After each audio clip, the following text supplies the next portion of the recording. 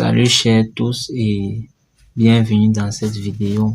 Aujourd'hui dans cette vidéo, on va voir comment diviser un cercle en 12 parties égales et en 8 parties égales. Donc comme vous pouvez le voir sur ce cercle-ci, on va voir comment diviser en 12 parties égales et ici on va voir comment diviser en 8 parties égales. Pourquoi je fais cette vidéo? Parce que c'est une partie très importante dans les surfaces composées, que ce soit à base parallèle ou à base antiparallèle, et ça intervient aussi dans les intersections où vous serez amené à diviser le cercle, que ce soit en 8 parties, plus précisément souvent dans les cas de système régulier des génératrices, ou en 12 parties dans le cas des intersections simples. Donc sans plus tarder, nous allons commencer.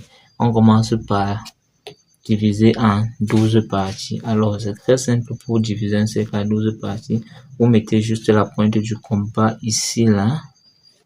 Donc la distance c'est, vous portez cette distance là,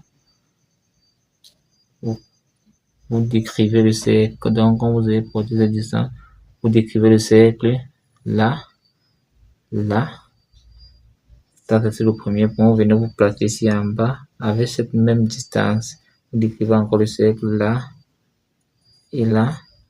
Pareil de ce côté. Décrivez le cercle ici et ici.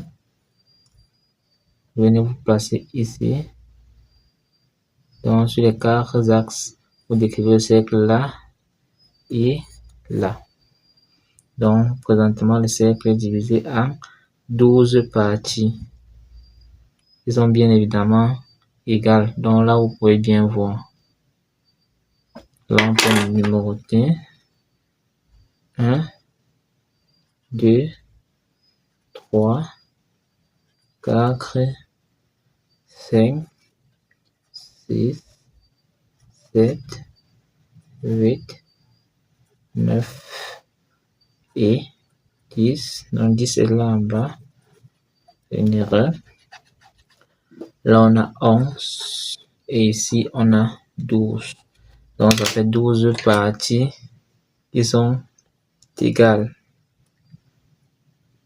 Donc là vous avez vu, la méthode est très simple. Vous prenez juste le rayon. Vous placez sur chacun des points des axes, vous définissez de part et d'autre. Vous définissez de part et d'autre, de part et d'autre. Et après, vous pouvez numéroter de 1 à 12. Maintenant, passons à 8 parties. Comment diviser le cercle en 8 parties? Alors, la méthode ici est très simple. Vous prenez juste par exemple cet arc-ci. Vous devez prendre une distance qui est supérieure à son milieu. Le milieu de cet arc-ci est quelque part là. Si on prend une distance qui est supérieure, ça va être quelque part comme ça là. On définit un arc de cercle. On vient se placer de l'autre côté-ci. On définit encore l'autre arc de cercle. Si on vient se placer encore là, on définit l'arc de cercle. On vient se placer ici. On définit l'autre arc de cercle. Ça c'est seulement pour avoir plus de précision. Sinon avec le premier, je pouvais déjà le faire. Et là, on trace une droite enfin qui passe par les deux points. Où ça touche le cercle ici. Ça touche le cercle ici. Donc là,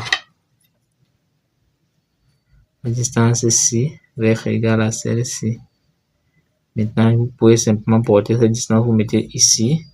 Vous reportez la même distance, vous remettez là.